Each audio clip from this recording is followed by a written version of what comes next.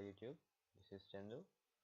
In our previous lecture, we have discussed about the language fundamentals, which we discussed about tokens and identifiers. In this lecture, we are going to discuss about constants. After constants, I'm going to discuss about some of the questions.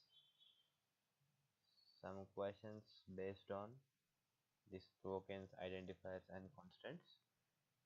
And after that, I'm going to take data types in Java.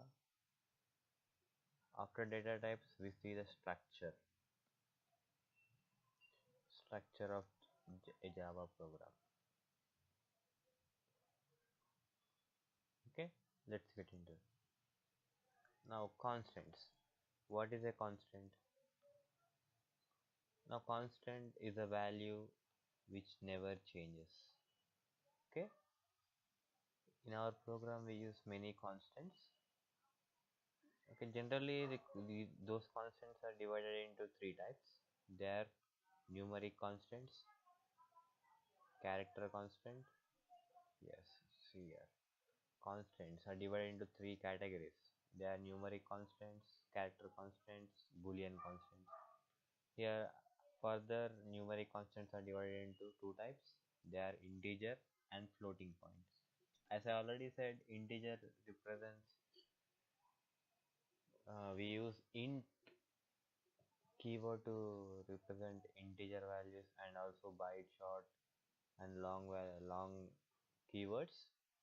And floating point is a real number which is having a decimal point. Now integer is further divided into decimal, octal, hexagonal, and binary. Now here, what is decimal? Here decimal is having a base as 10. As we already know, decimal is having a base 10, and the values are from 0 to 9, and each decimal is represented with a plus or minus. Okay, now I will discuss about these examples later after the after this constants topic.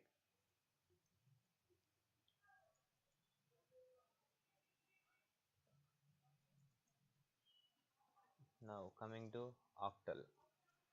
Octal is having a base 8 and its digits are from 0 to 7, not 8, 0 to 7. And whenever we use this octal number, a, we prefix its number, we prefix it as 0 followed by the number, 0 followed by the number, which we want to give in a octal format. We have to give a prefix 0 and then followed by number. Next, coming to hexadecimal. Hexadecimal is having a base 16 and whose digits are from 0 to 9 and A, B, C, D, E and F. Okay, these digits. And the prefix, coming to prefix, we can use 0 small x or 0 0 capital X. We can use these two prefixes to our number, which represents as a hexadecimal number. Now coming to binary, as we all know, binary having a base 2, whose which it consists of only two digits, 0 and 1. Okay, Now 0 and 1. Now representation. Coming to representation, we use a prefix called 0 b or 0 capital V. In these three cases, either small b or capital V, Java is not a case sensitive. Actually, Java is a case sensitive in every topic except some minor topics which are discussed later. This is also one simple case where Java is not a case sensitive language. Now this is about integer constants. Now float. Coming to float kind of thing. Now as I already told, this is a real number. This is a real number. Now this floating point number is further divided into whole number, whole number, next decimal point. There's a difference between decimal number and decimal point number and fractional. Okay, these three are the floating point numbers, which are real numbers also. The whole number, which is also known as integer value, integer numeric numbers. Now coming to decimal,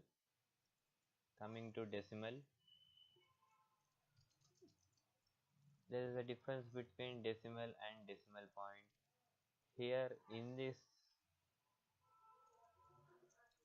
decimal point, something like 23 point some 32. This is a decimal point number. If I talk about 23, now this is a decimal number. Okay, this is the difference. Here only we don't have any fractional part.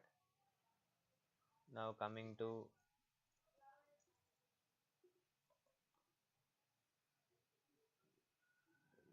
character constants.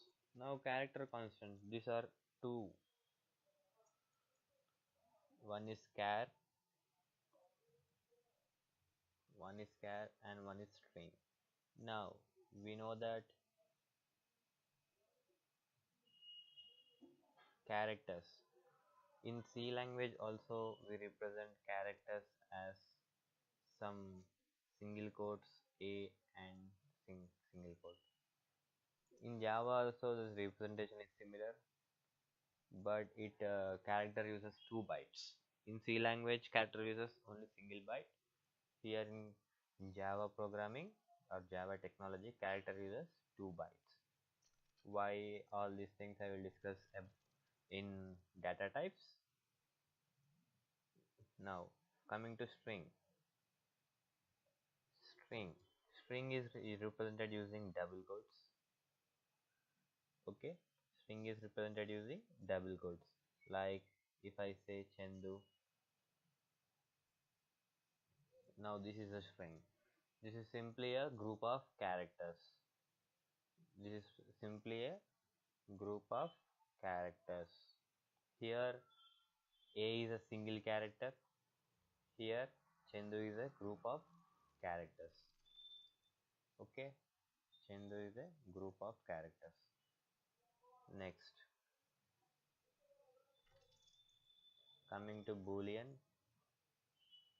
As I already said, Boolean uses two values, true and false. Other than that, Boolean cannot use any values. With this, we come to end of constants. Now I will discuss about the examples. Okay, let's see some examples on identifiers. Now, which one of the following are a valid identifiers? Okay, if you see all these things, there is a common thing called int, but this is in capital letters, this is in small, this is small, this is small. Okay, now coming to this one, int. all are in capital letters. We don't have any keyword. You need to check all the rules here. First of all, we don't have uh, capital int as a keyword, and moreover it doesn't start with any of the digit 0 to 9, and it can be in uppercase or lowercase, so this is valid. Now the here these three alone is a keyword, but it is suffixed with a dollar, which is a special character which we can use in our identifiers, so it is also a valid identifier. Now similarly this is also valid identifier. Now coming to int, this is a keyword which cannot be used as an identifier because it is already predefined and it is used by the compiler to identify the data type.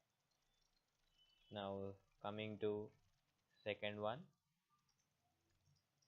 Now which of the following are invalid identifiers? Here I am talking about invalid identifiers. Okay. Now if I talk about this one as well as this one, there is one thing common here. Both the numbers, both the identifiers start with a digit called 2. But in our, according to our rules, we cannot use any identifiers with a number, with the number as starting or a digit as starting. So these two are invalid. These two are invalid. Now I'm talking about these two. These two. In these two, we have underscores, okay, and a number in string. Okay. Now these two are valid. Why? Because we can use two symbols, two special characters, underscore as well as dollar. Okay, now here coming to this one, we have an underscore here. So not underscore, actually this is a hyphen symbol. If underscore is there, it is a valid identifier. But now this minus sign, now here this minus signature, sorry, minus, it represents as a operator, so which we cannot use in our, identifiers, this one. Next, moving forward,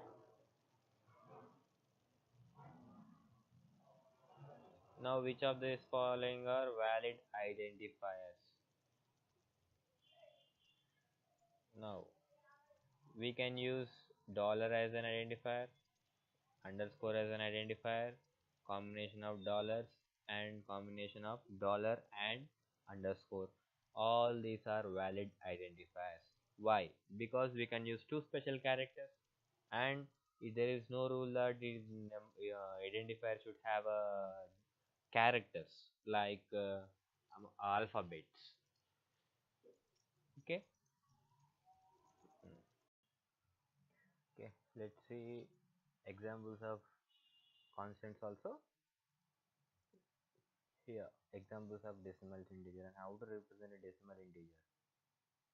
Now this one, integer x equal to plus 125. I said that decimal integer can be positive or negative because it's signed integer. It can be prefixed with plus or minus. So this is valid and this is also valid. Okay.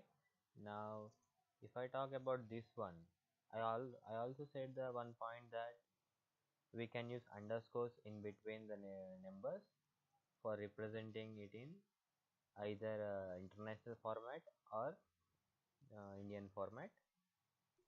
Okay, the while compiling, compiler will eliminate this underscore value, underscore, and it represent it as a 125. For our convenience, we are giving underscore. if I have something like this, now if I have a big value 1, 2, 3, 4, 5, 6, 7, 8, 9 and 0. Now to differentiate this one, I'm using underscore here, here as well as here. Now this number is in international format.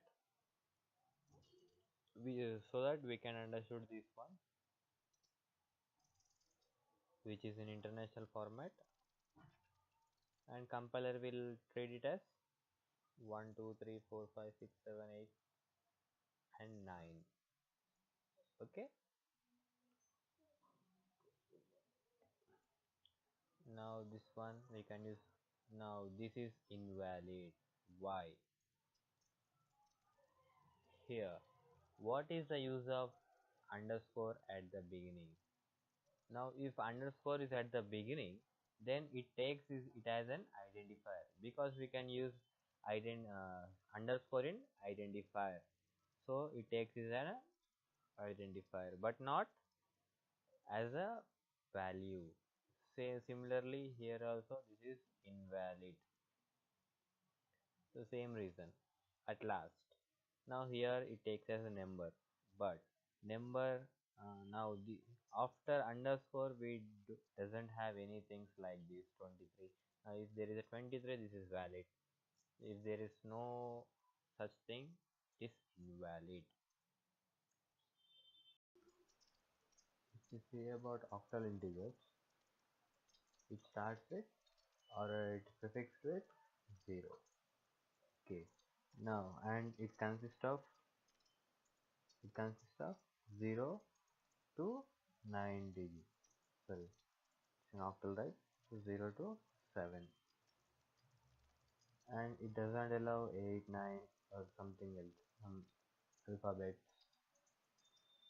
Now see which are valid and which are invalid.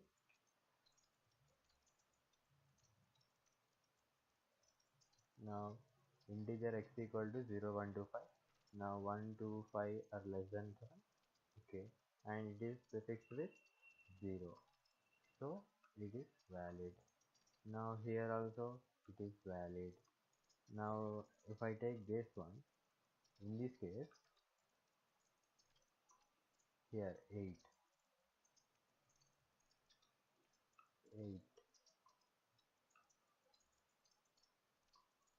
8 is greater than 7, so it is invalid. And next here also 8 and 9 are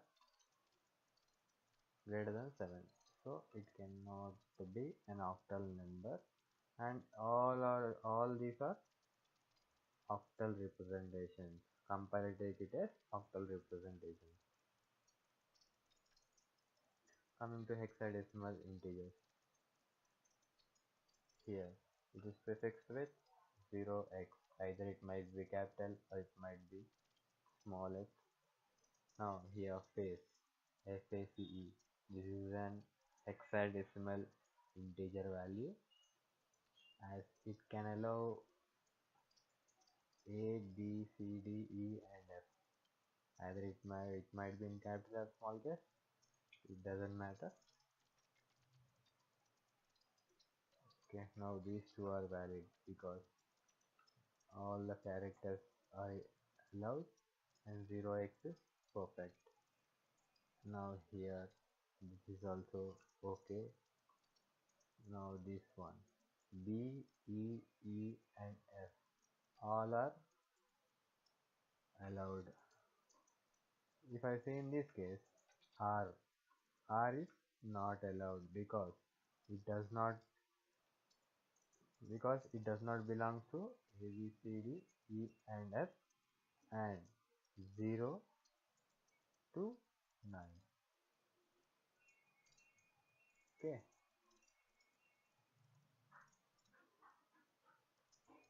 Now this is about hexadecimal. If you see character constants here, as I already said that it is given in single quotes. Okay, now anything which is given in single quotes is considered as a character. If more than one characters are given, it compiler will give error. If more than one character gives given in double quotes, then it is called as a string. Okay, now this is a valid character. This is a valid character. This is valid. This is valid. Now these four are valid. Up to here, they are valid. But if you see here, it is a group of characters which represents a string, but it is given in single quotes, so compiler will give error, compilation error.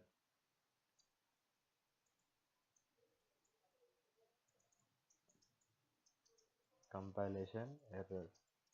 Now here, is it valid or invalid? Sometimes interviewer might ask this question that char x equal to 65, whether 65 can be assigned to x.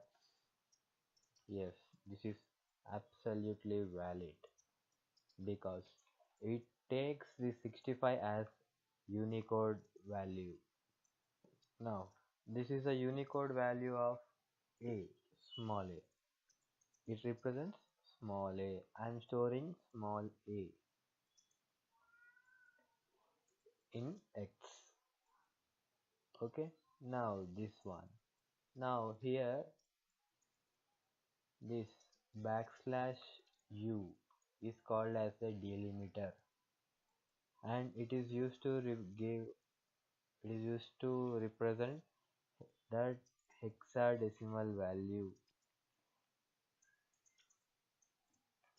Yeah. Now here, whatever the character which is there at this hexadecimal value will be stored in x. Similarly here, and one more most important point is here, hexadecimal representation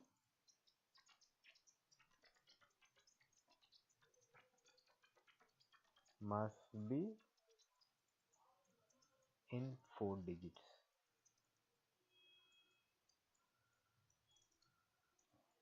Okay, hexadecimal representation must be in 4 digits. This is 0 is 1 digit, 1 is second digit, 2 is third digit, 5 is 4 digits. So these are 4 digits. Similarly here, 4f's. This ends our constants. This is tokens. Now the last thing we have is data types. Now let's move on to data types. Now getting on to data types. Now first of all, what is a data type and why data type and what are the different types of data types? Okay, let's get into it. Now what is a data type actually? Now defines data type defines for which type memory should be allocated or reserved. Memory should be reserved. Okay, now with this we can say that data type reserves a particular amount of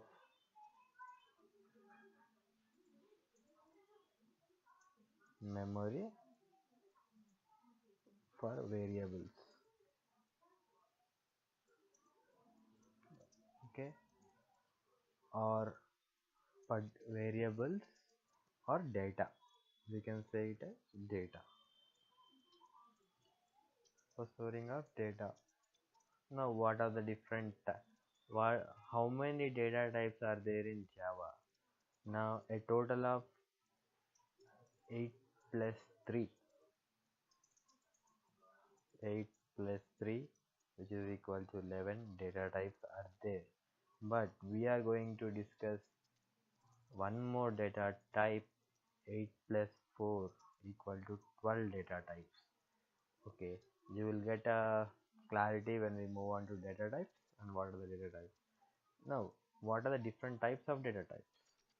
Now, as I said, there are 12 data types or 11 data types, but here different types of data types is different. That is, here data types are classified into two types. Classified into two types. They are first primitive type, next reference type. Next reference type. First one is primitive type, second one is reference type. Okay, now hmm, okay, let's see this flow chart or hierarchy. Now this is a data type, this is a root. Now there are two types of data types. The one is primitive and one is reference data type. Now what are the primitive data types? They are byte, short, int, long, float, double, boolean and char. Reference data types are class, interface, enum and array. Actually array is also an interface, but we are discussing it as separately. So I told that a total of 12 data types we are going to be discussed in this lecture. Okay, now in this lecture I'm going to discuss about these eight data types, and these four data types will be discussed along with the classes in the coming classes. Okay, now I will see one by one. First one, byte. First one, byte. Now byte is an integer data type.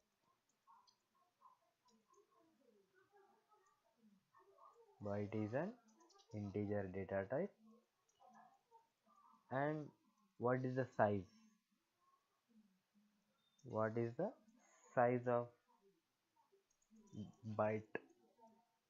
Size of byte is 1 byte, and its range is minus 128 to 127. Okay, 127. And as I said, 1 byte, so it reserves a total of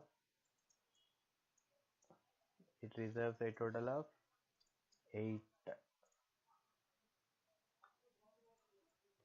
here, like this, 8 bits. So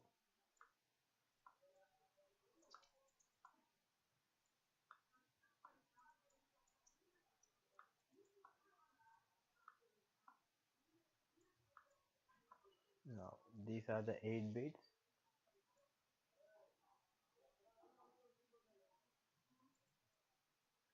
Here the first and foremost bit I'm taking it as 0 bit, and second one is 1,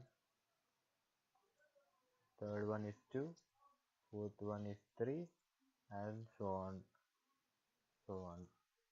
Okay, now the first and foremost bit, the first and foremost bit, this one is reserved for signed integer, it is reserved for sign.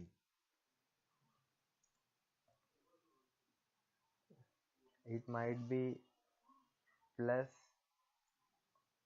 or minus. Okay, but it is stored as 0 or 1. Now if it stores 0 bit, it is positive. If it stores 1, it's a negative. So and remaining 7 bits, remaining these 7 bits will take the value of byte. And similarly for short,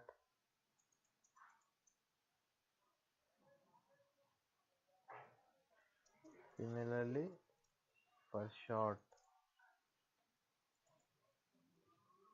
short is also an integer data type, and its size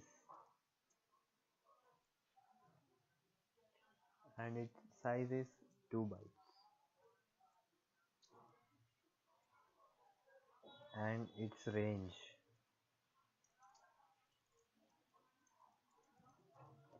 is minus 32,768 to 32,767. Okay, this is minus 32,768 to 32,767, and the same phenomenon as byte. First bit is reserved for signature, like as signed or unsigned. Next, coming to int. Int is also an integer data type whose size is 4 bytes. Size is 4 bytes, and range is minus 2147483648 to, and the same thing,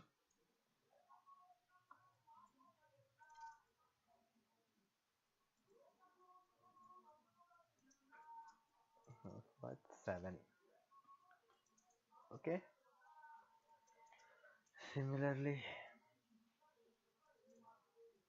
long, it is also a integer data type whose size is 8 bits for 8 bytes,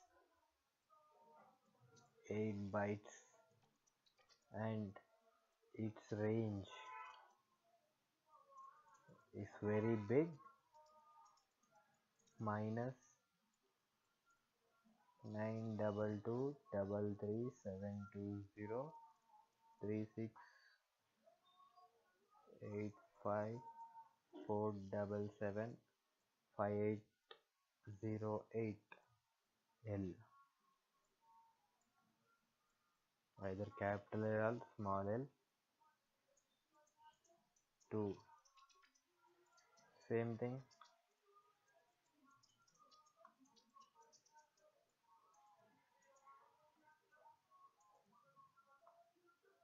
but 7.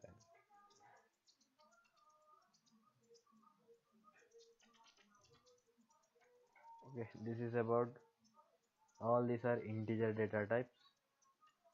Let's move on to floating point data types. Now float is a data type, right? So now what is the size of float? Now size of float is 4 bytes. Size of float is 4 bytes, and its range is, here range did not given in something like integer value or long value, because it consists of a point, decimal point. So it is given as 1.401298466417817 minus 45 f. As I said, every float value must be given as f as suffix. Next, 2. Here this is different.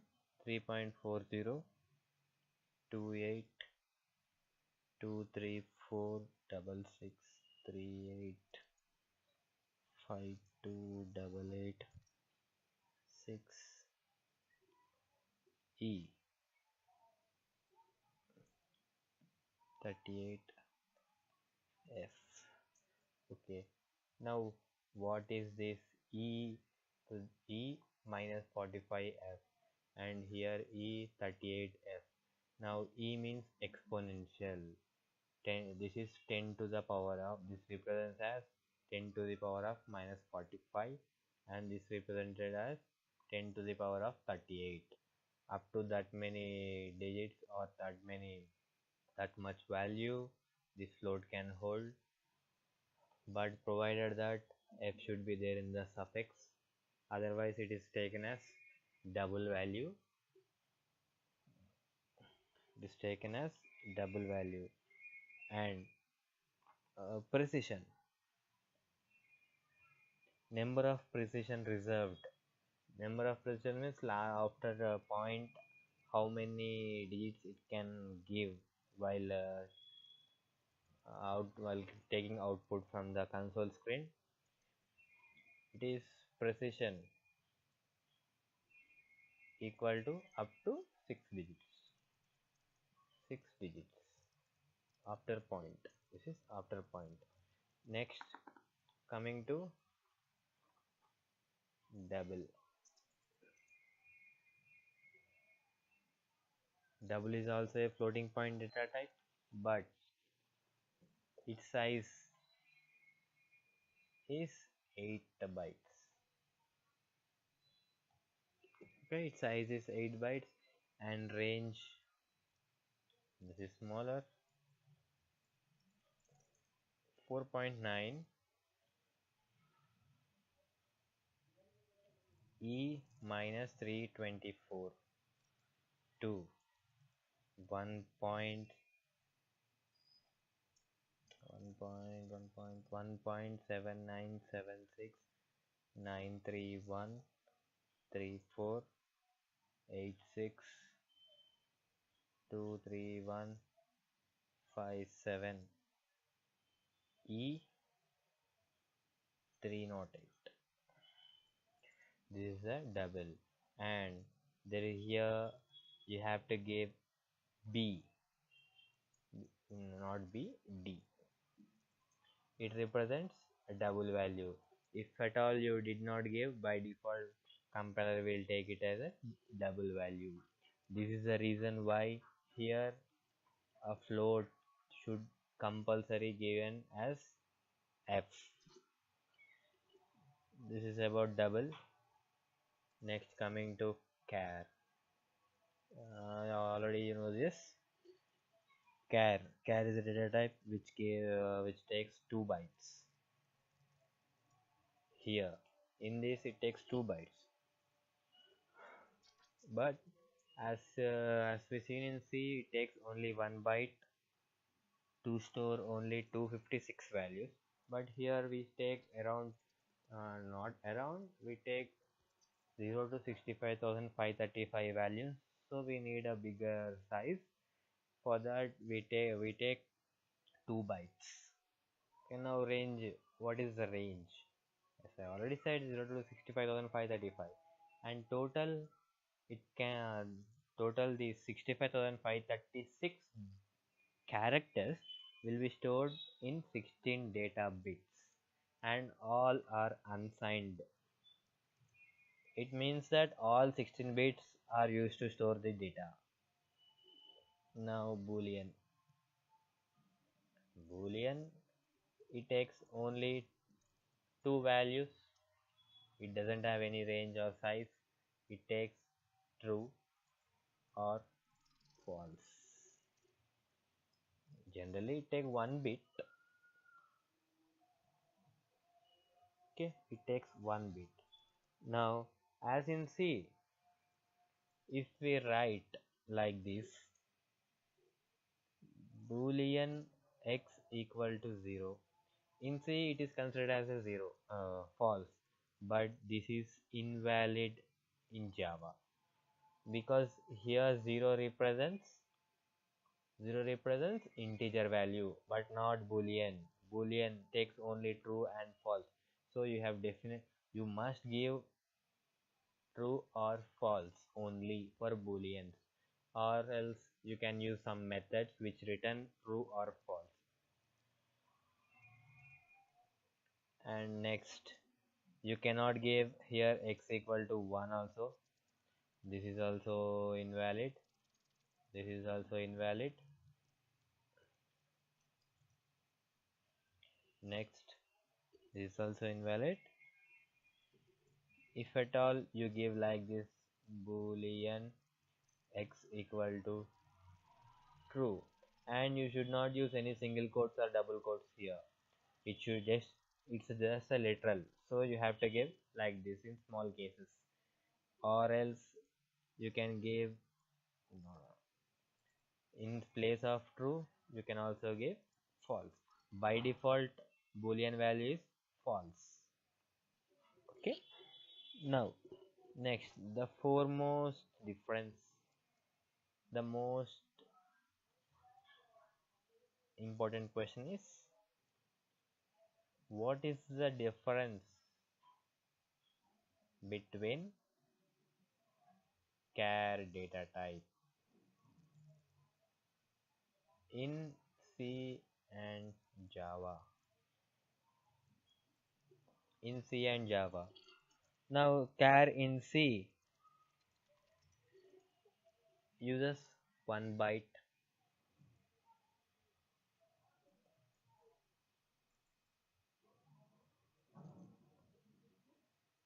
Char in C uses 1 byte.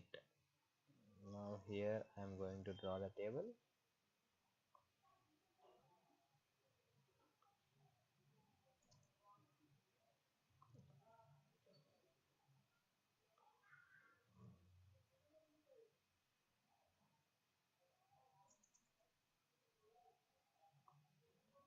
Now here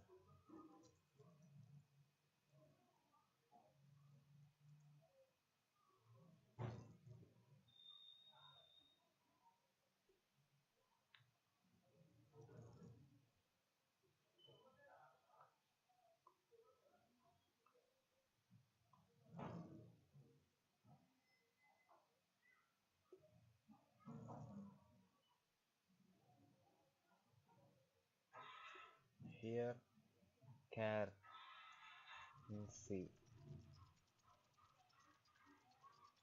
Next here char in Java.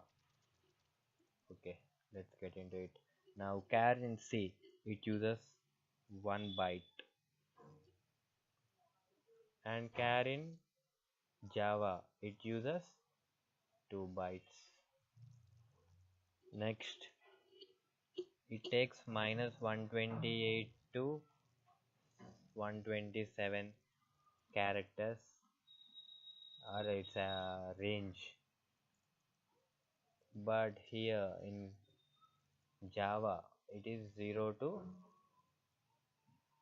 65,535. Next, it uses ASCII code, and char in Java uses Unicode. Also, the last difference is these are signed. These are unsigned. Okay, these are the major differences between the char data type in C and Java. With this, we come to end of some data types. But here I want to say you one thing. This all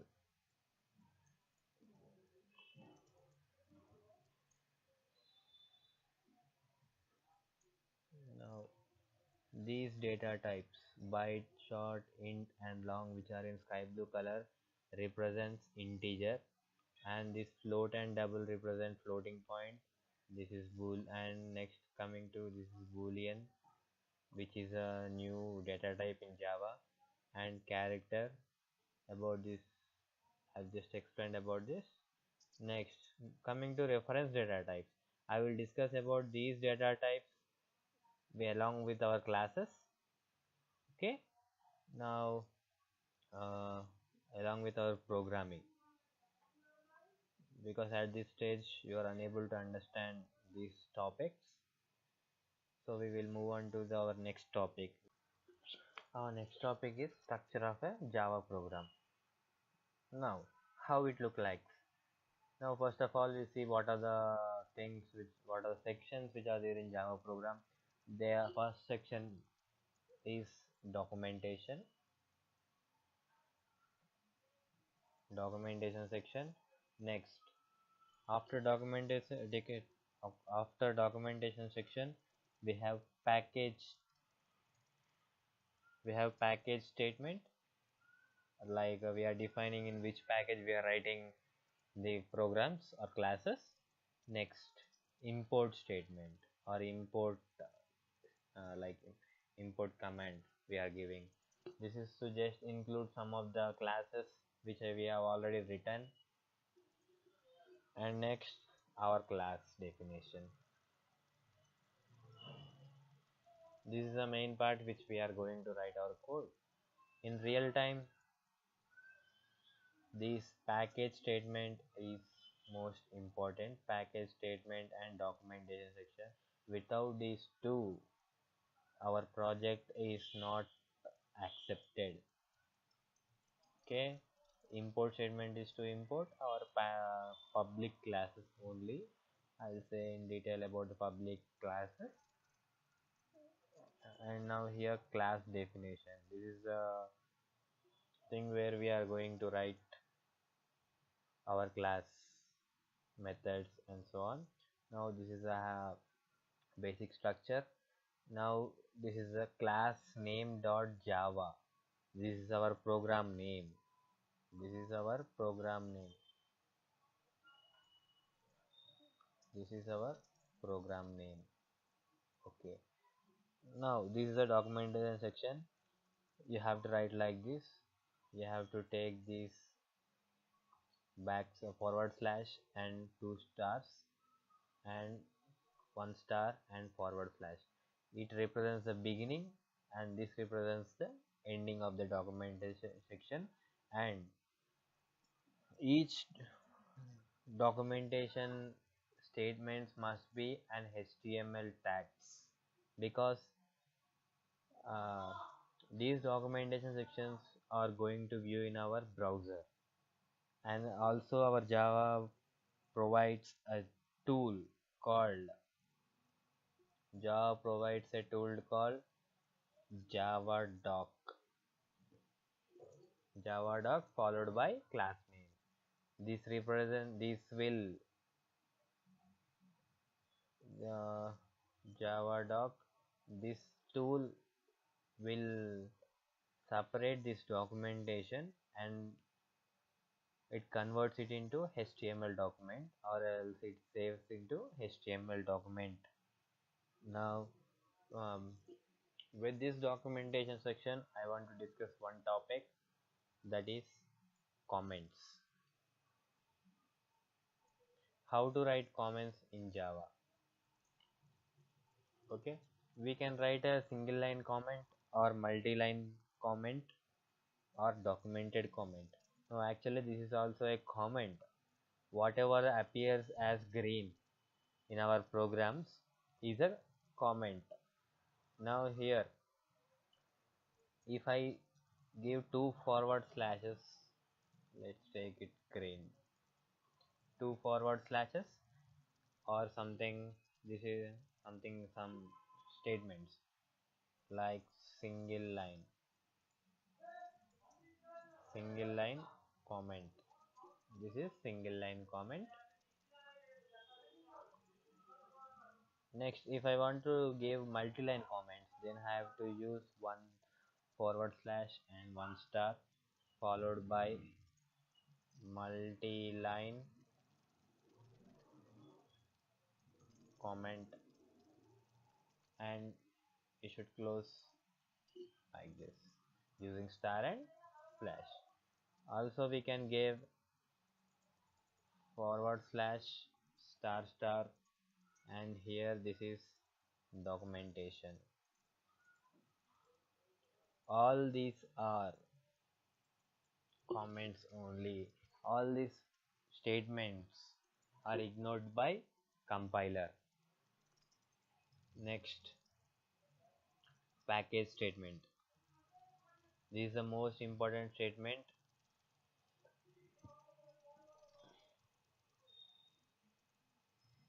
This is the most important statement which in which we are going to define where our classes are and where should it save. Like a package is nothing but a collection. Package is nothing but a collection of pro classes. Now what is package?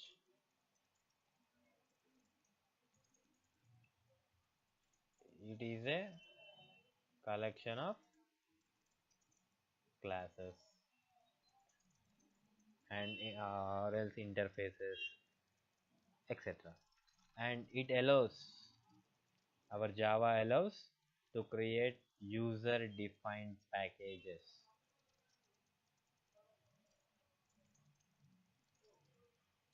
Generally packages are nothing but the folders, and it helps in encapsulating our classes.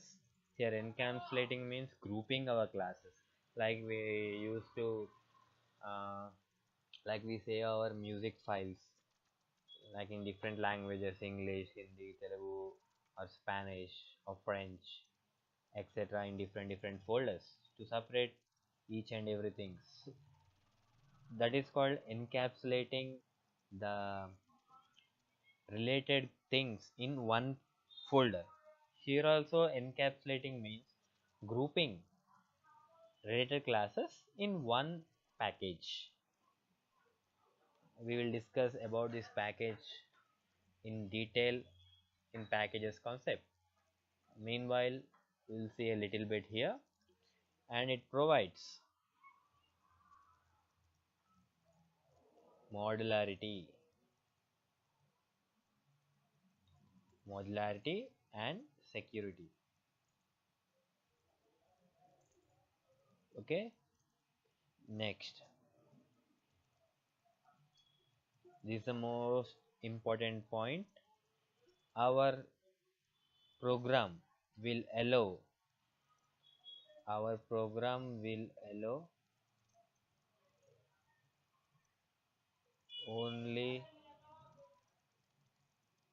one package statement.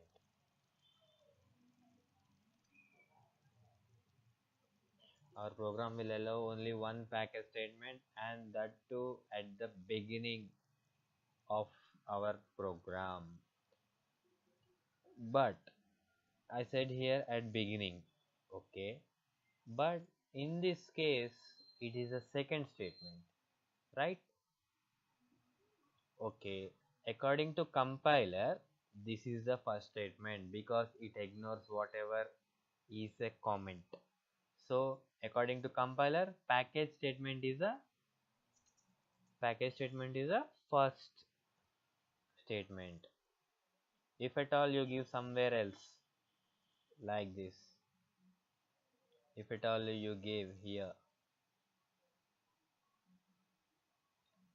after here, if I am writing package here, then this will be an error. Okay, then this will be a compile time error. It leads to compile time error. Okay, this is about packages. Next, coming to import. Now import is used to include other classes in different packages. This is which are in different packages. Now the most important thing, which is the interview question, this is is import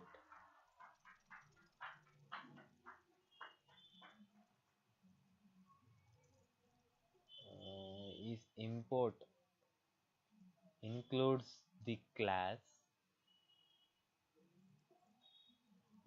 Okay, now answer is no, it doesn't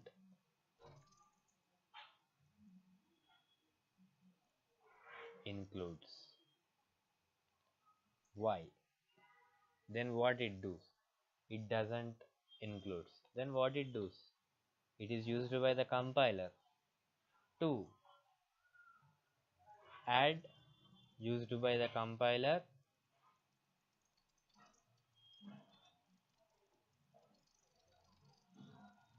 to add fully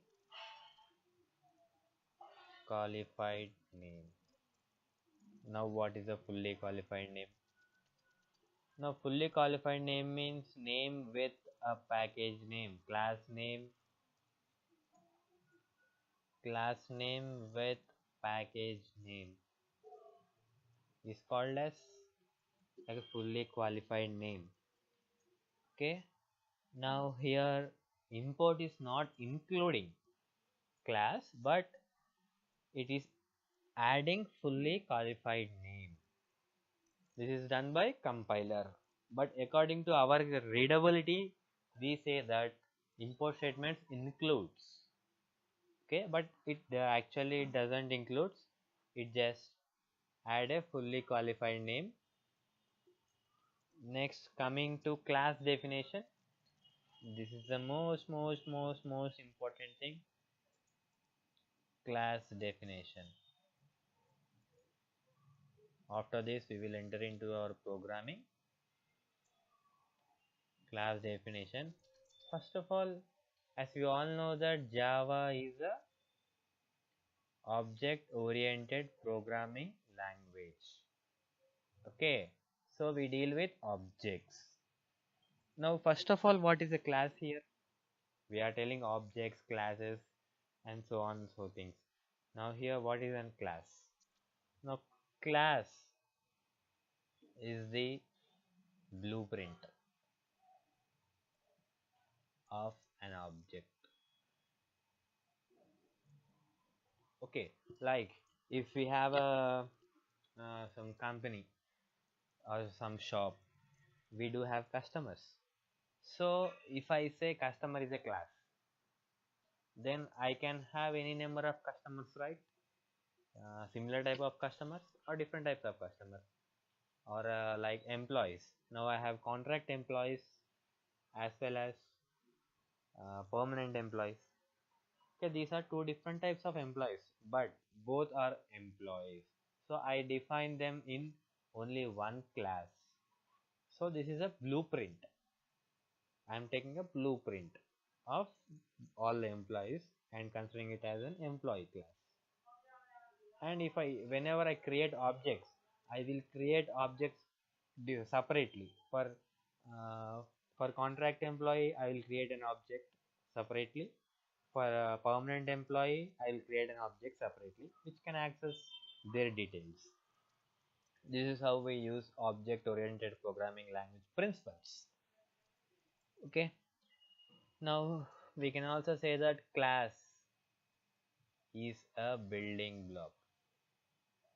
Both the definitions are same, but many of them say that there are many definitions for classes, but everything will resemble same, and all the definitions will give it their class properties only. Now class is a building block of object oriented principles. Okay, this come to end of our structure of Java program. We'll meet in our next lecture. So please subscribe and like my videos.